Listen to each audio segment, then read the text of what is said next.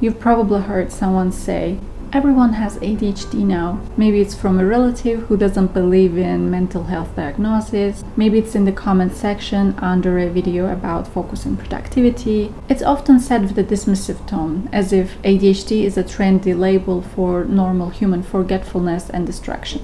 But is that really the case? Does everyone really have ADHD now? The truth is, everyone does experience behaviors that resemble ADHD at times. We all forget our keys, run late to appointments, or get bored by repetitive tasks. Many of us leave chores half finished or get lost scrolling the internet. These are very human traits, not exclusive to people with ADHD. The difference is intensity, frequency, and impact. ADHD isn't just sometimes losing focus. It's consistently struggling to regulate attention across many areas of life, usually starting in childhood, even if they aren't recognized until adulthood. It's not just being messy.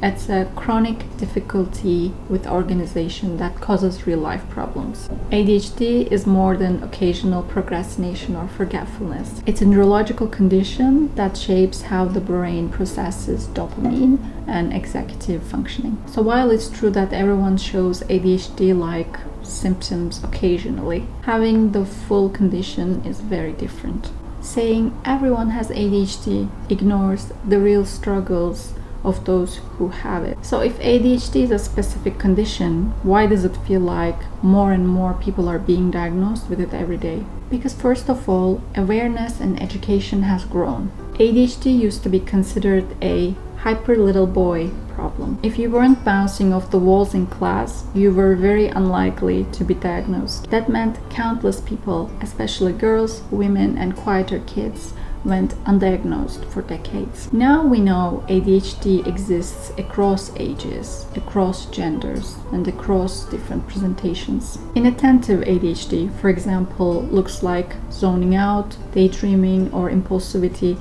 rather than hyperactivity. As awareness spreads, more people recognize themselves and seek help. The other reason is better diagnostic practices. The field of psychology and psychiatry evolves. 50 years ago, we barely understood ADHD compared to today. Many adults were misdiagnosed with depression or anxiety, or even just labeled as lazy.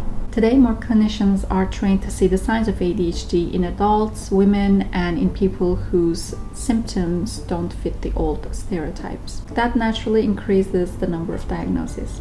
Another reason is that I think modern pressures make symptoms more obvious. Our environment today highlights ADHD symptoms more than in the past. 50 years ago, life was structured differently. Fewer constant digital distractions, slower communications, and less pressure to multitask all day. Now we live in a world of information overload, tight deadlines, and overstimulation. If you have ADHD, these conditions make your symptoms more pronounced. And even people without ADHD sometimes feel ADHD-like in a digital world designed to steal attention.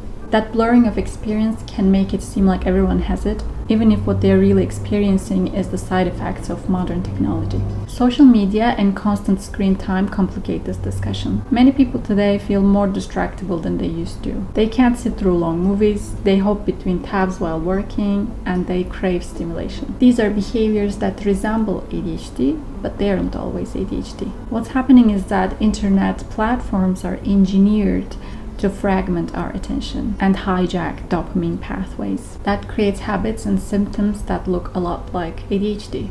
Poor focus, impulsivity, and difficulty finishing tasks. For someone who already has ADHD, the internet magnifies struggles. For someone without ADHD, it may create a temporary imitation of those struggles. This is why some people self-diagnose thinking that they must have ADHD because they are scattered-brained after years of scrolling through TikTok or Instagram. While self-awareness is good, there is a difference between situational distractibility and a lifelong neurological condition. This brings us to an important point: self-diagnosis. With social media, more people are exposed to ADHD content like memes, checklists, and relatable stories. Many see themselves in these descriptions and think, do I have ADHD? In some cases, self-diagnosis can be the first step to getting real help. But it's also possible for people to over-identify themselves with ADHD when they're simply stressed or burnt out or distracted by technology. That doesn't mean they're faking. It just means the human experience of distraction overlaps with ADHD traits. A proper diagnosis requires a professional who can distinguish between ADHD and other issues. For example, when I was assessed, my psychiatrist asked me dozens of detailed questions to make sure what I was experiencing wasn't caused by something else. So ADHD in the past was often misdiagnosed or overlooked. Many adults went their whole lives thinking they were just simply disorganized, anxious, or lazy. Women in particular were and still are often misdiagnosed with anxiety or depression instead of ADHD. And this underdiagnosis is being corrected now. As awareness spreads, people who were once missed are now getting the right label. This naturally causes the diagnosis numbers to rise. But it doesn't mean more people have ADHD than before. It just means more people are being recognized. It's similar to left-handedness. For centuries, left-handed kids were forced to write with their right hand. As soon as the social stigma ended, the number of left-handed people appeared to skyrocket. But in reality, the percentage of left-handed people wasn't changing. It was just finally visible. And eventually, the numbers leveled off.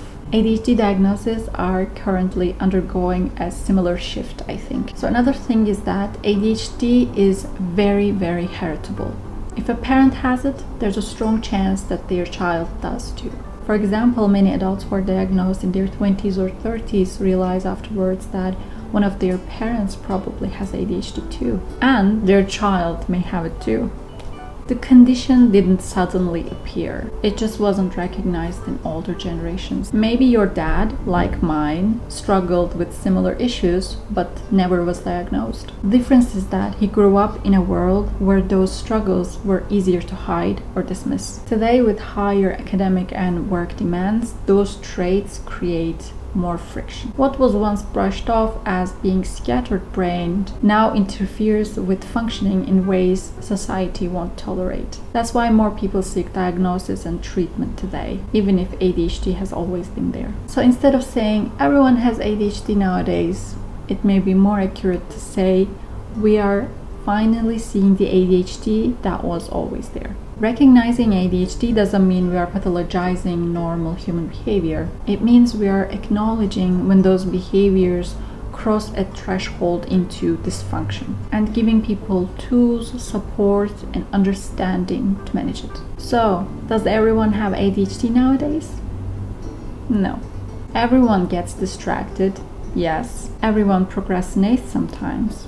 Yes, but ADHD is more than that. It's a neurological condition with genetic roots, lifelong patterns, and real-world consequences. The reason it seems more common today is because of the overlap of several things: increased awareness, better diagnosis, changing environments, internet distractions, and the unmasking of generations who were overlooked. Rather than dismissing ADHD as trendy, we should recognize this moment for what it is: a chance to better understand human brains and support those who truly need it. Awareness doesn't mean inflation, it means recognition. And recognition is long overdue. So thank you for watching this video, and I would love to hear your opinions on this topic too. And see you next time. Bye!